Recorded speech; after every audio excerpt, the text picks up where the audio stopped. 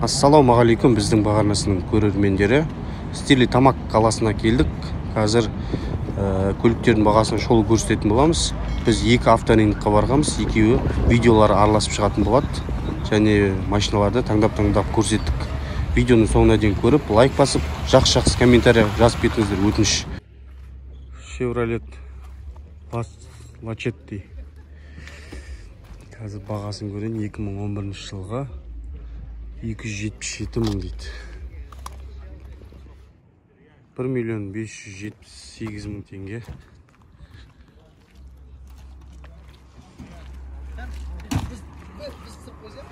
Механикалық қорап.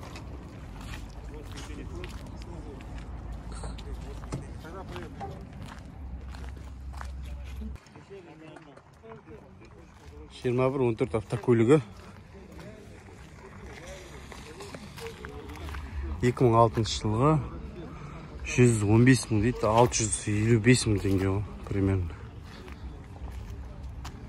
Сырт келбеті тәуір екен. Салоны. Алды электропакет. Артқы жағын көрейік.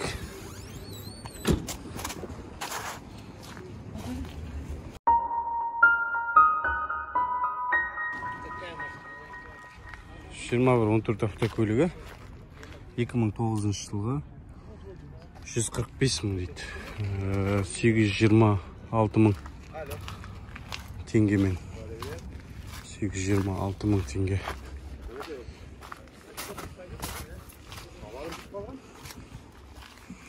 Мына жақта қазақтар да жүрген біраз.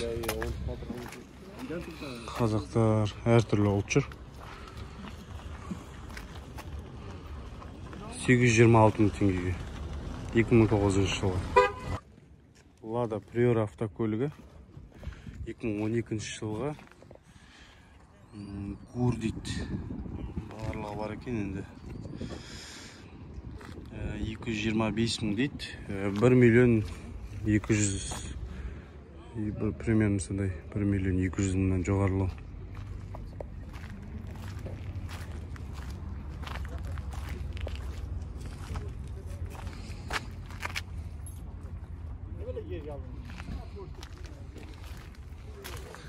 Салон көрсетем. Алды электропакет, кондиционер жоқ екен, простой іш.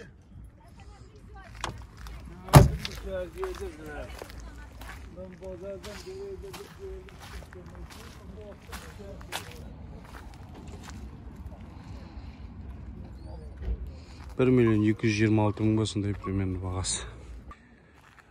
Газель автокөлігі 420 2014 жылға бағасы 2 миллион 700 мың теңге. Тәуір газель екен. Теңгемен 2 миллион 700 мың теңге. Шестерка 200 мың теңге. 35 мың рубльге берем деп тұр. 97 жылға краскіленбеген. Дұрыс оталдырамадық. Газы бар екен. Бағасы 3 миллион 130 мың теңге. Теңгеге шаққанда рубльмен 549 мың. Жылына түйін, лавовойында трещинасы бар. Соғыс авария болмаған дейді. 2014 жылға полный люкс автокөлік. Hyundai Chevrolet Niva 2007 жылға 1 миллион 420 мың теңге. Гур, кондиционер, электропакет, полный люкс.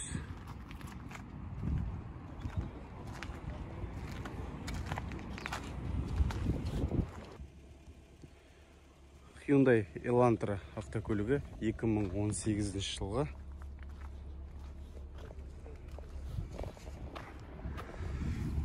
не крашеный, не битая двигателя, 1.6, бір хозяин, климат-контроль, полный люкс. 1 миллион 87 мың рубль. қымбат, Nissan Qashqai автокөлігі 5 миллион 454 мың теңгемен 2014 жылғы бір иесі бар екен.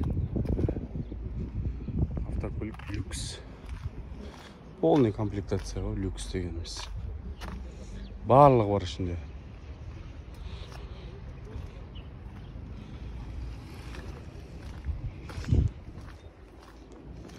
Ешқандай кузовында детальдары краскіленбеген дейді. Міне көлік базар осындай. Chevrolet Lacetti автомат 2011 1.6 2 миллион 433 мың теңгемен, рубльмен 427 мың. Арты қыз жібек. Қыз жібек деген. Хеджбек қой. Жаздық покрышкалармен бірге беріледі екен.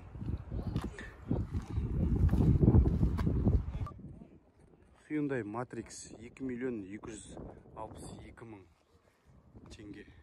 2008 жылғы екі хозяйны бар екен.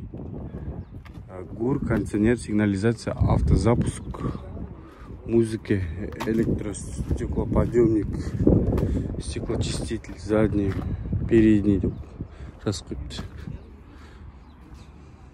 Екі хозяйны бар екен. Mazda автокөлігі.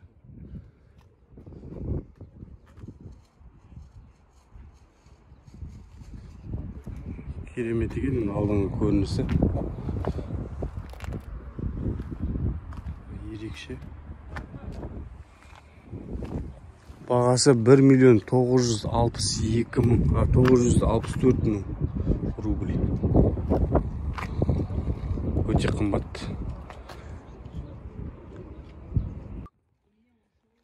Hyundai Accent 2017 жылғы. Бағасы 5 миллион. Солярис қой. Бұл Россияда Солярис болып шығады, бізде Accent. Бір хозяин автомат 1.6 5 миллион теңгеге тамашалаңыздар. Автомат қорап.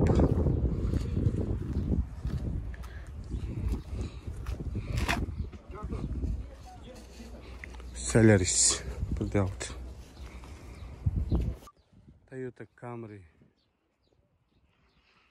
автокөлігі 2014 жылғы автомат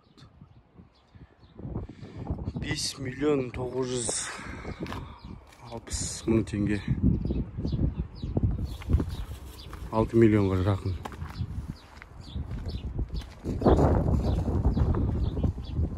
Салоны қандай екен салоны? Салоны мата салон. Күшті емес.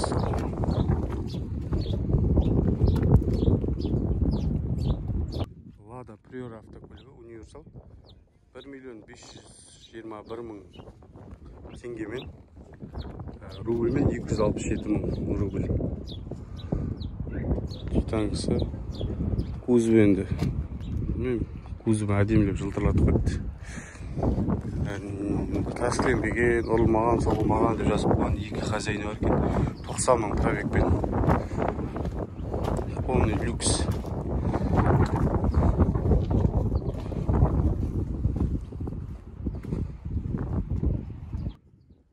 Skoda Rapid автокөлігі 3 миллион 50 мың теңге. 2015 жылғы российская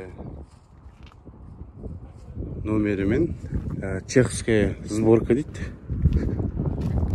Кузов оцинкованный дейді. 535 мың рубль. Кредитке неге болады дейді. Бұл жақта да кредитке алады екен көлікті.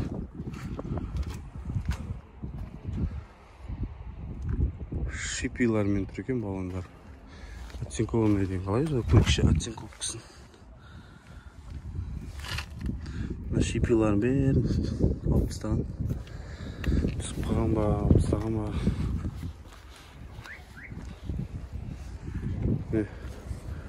Көлік базар.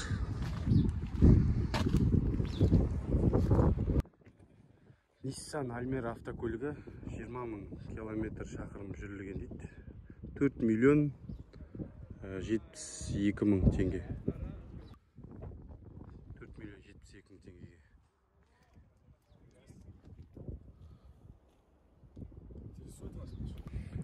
Қазір артқы жағын көрейік.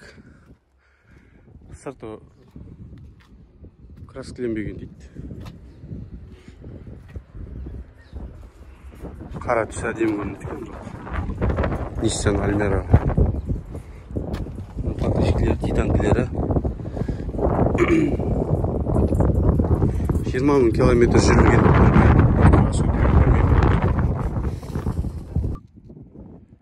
Нива 4 2017 жылға 2 миллион 600 мың теңге. 70 000 шақырым жүрілген Нива автокөлігі.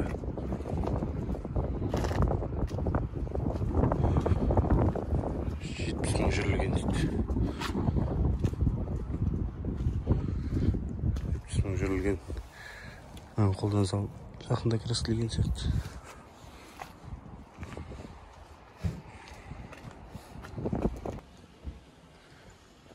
Бұл жерден Toyota автокөліктері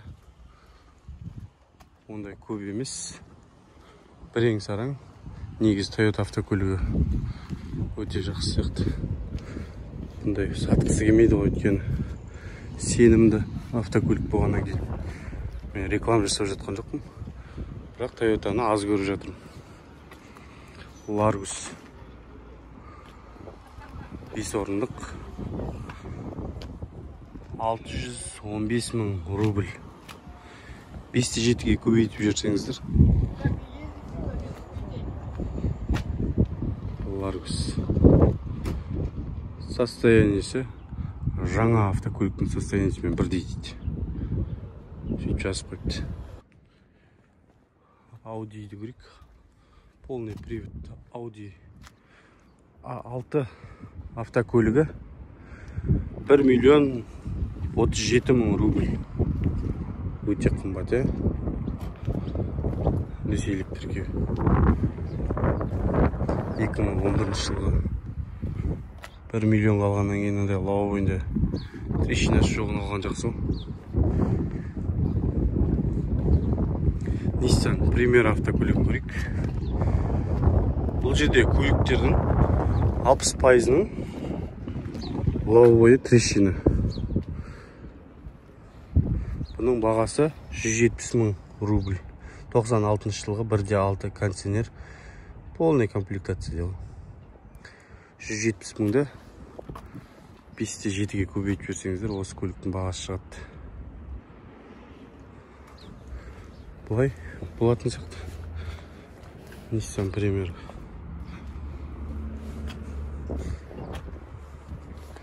Кітаптармен барлығын түрген салоны. Салоны жақсы. Механикалық қорап.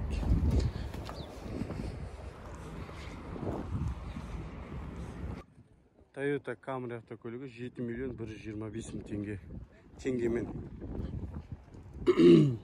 2012 жылғы объем 2 кредиткеде болады. Салоны, простой салон, мата салон. Салон іші осындай.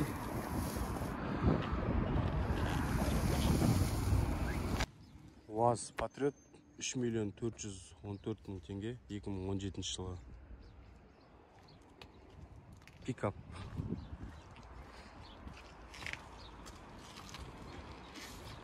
Астын көтеріп тастаған екен. Қазір көрейік. Двигатель 2.7, полный привод. ГУР, АБС, электростеклоподъемник. Барлығы бар екен ол, короче. Баллондар шипилармен тұр. Там летний резина есть. Летний рейс? Да, новый. Жаздық резиналар бар екен. Состояние идеальное. Ша, арча. Офигенно, уголда. Потом. Она резина. Жаздық баллондары, 4 баллоны, краскілері. Краски все. Краски yok, aynen. Уберем енді. Она резина хорошая. Алып сатарлар екен ғой. Состояние yok. Состояниесі жақсы дейді. Задний бампер вот это, да? Да, можно убрать маневр. Это сами поставили. И тут ничего не бывает. Ештеме болмайды екен. Да, я думаю, будет ничего. Парку можно поставить. УАЗ Патриот 3 миллион 179 мың теңгемен ресейлік. Алдыңғы бампері мынадай бүдір краска. Және мынадай жерлері краска. 2015 жылы ГУР, кондиционер, сигнализация, подогрев сидений, музыка дейді. 4 стеклоподъемник дейді. Электр зеркала дейді.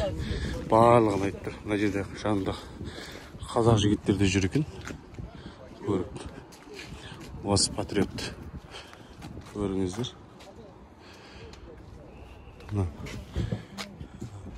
Раптор или Гравитекс. Кім білет, комментарияға жазып кетіңіздер. Сыртқа мінетін автокөлік екен. Автобазар іші. Осындай.